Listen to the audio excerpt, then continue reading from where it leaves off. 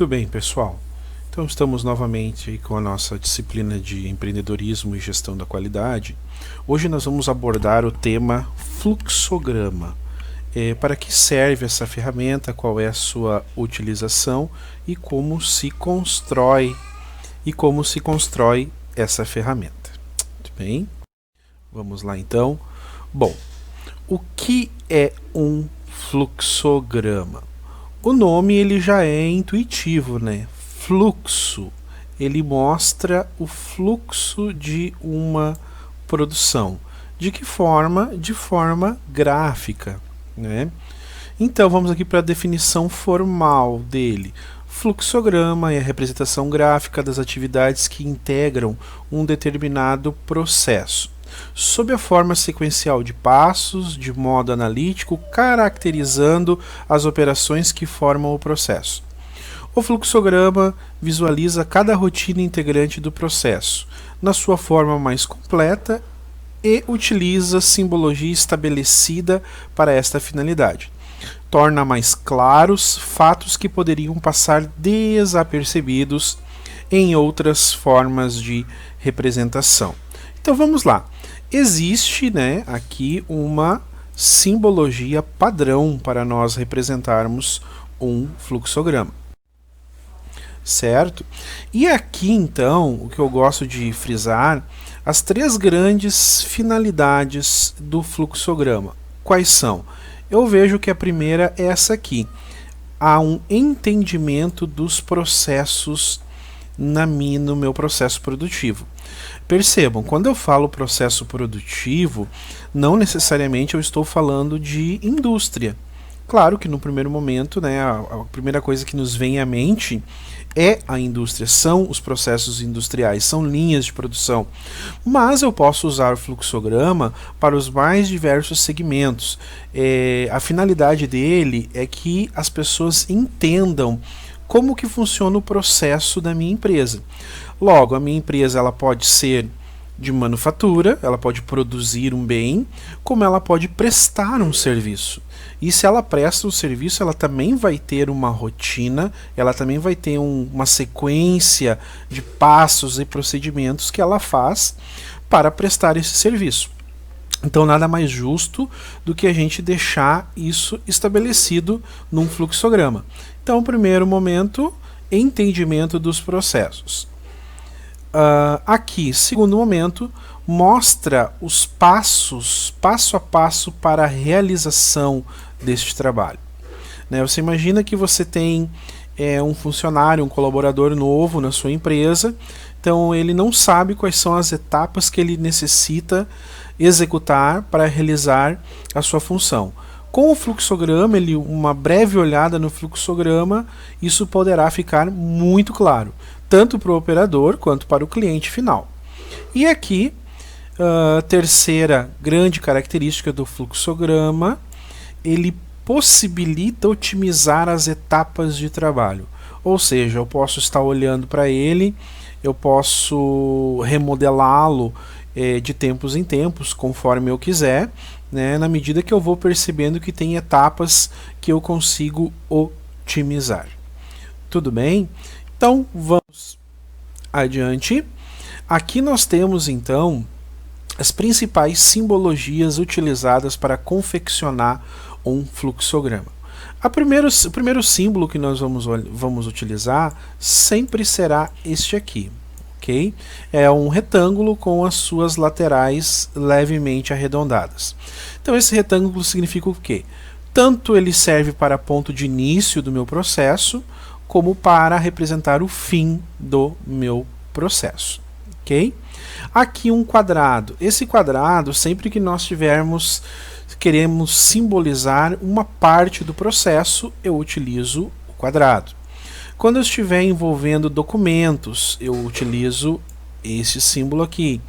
Quando no meu processo ele partir para uma etapa de emissão de documentos, é esse símbolo aqui. Esse símbolo agora aqui também é muito utilizado. Este símbolo desse losango é quando eu tenho uma tomada de decisão.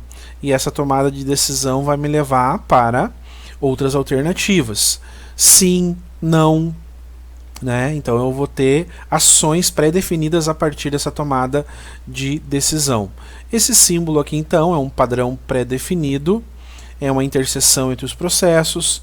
Quando eu tiver uma etapa que eu necessito do microcomputador, quando eu tiver uma etapa que eu tenho um arquivo definitivo, uma etapa de arquivamento temporário, e assim vai. Aqui eu tenho outras simbologias.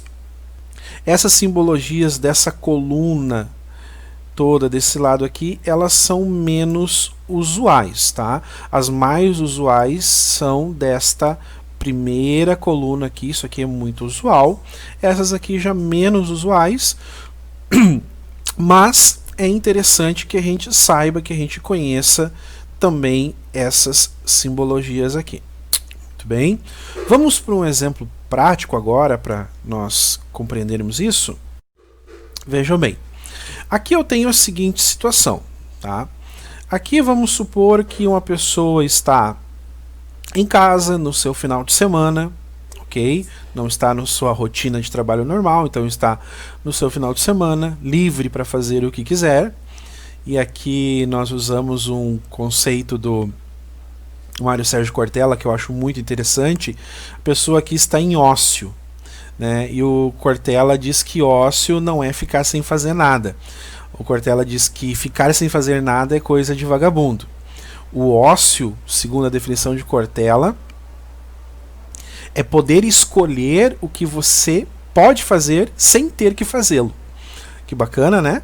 Então esse é o conceito aí de ócio, segundo o Cortella, que nós assinamos embaixo. Então vamos lá. Aqui então, supondo uma pessoa então no seu final de semana, começa no seu início, olha o início aqui de novo, um retângulo com as pontas levemente arredondadas, o início do processo, né? A primeira ação é o que? Acordar. Então aqui eu uso um retângulo. Segunda ação, tomar café, novamente um retângulo. Agora, aqui para a terceira ação, percebam que eu já estou utilizando um losango. E nesse losango, losango sempre significa tomada de decisão. Então, como é tomada de decisão, eu vou ter dois caminhos a seguir. Se sim, eu vou para essa alternativa. Se a resposta for não, eu vou para essa alternativa. No meu caso aqui, o dia está ensolarado, ok? Um dia de sol. Eu posso, se eu optar por sim, ir à praia. Se eu optar por não, eu vou fazer uma outra ação, eu vou ver TV. Se eu optar por sim, a minha ação será ir à praia. Mas percebam que ambas as duas ações que eu tomar, elas, no final delas, me levarão a uma única ação também, que é o almoço. Chegou a hora do almoço, eu vou almoçar, ok? É uma ação. Depois do almoço, eu entrei aqui de novo no losango, onde eu tenho uma outra tomada de decisão. Qual tomada de decisão? Bom, estou cansado? Se a minha resposta for sim, eu vou dormir, eu vou tirar um cochilo.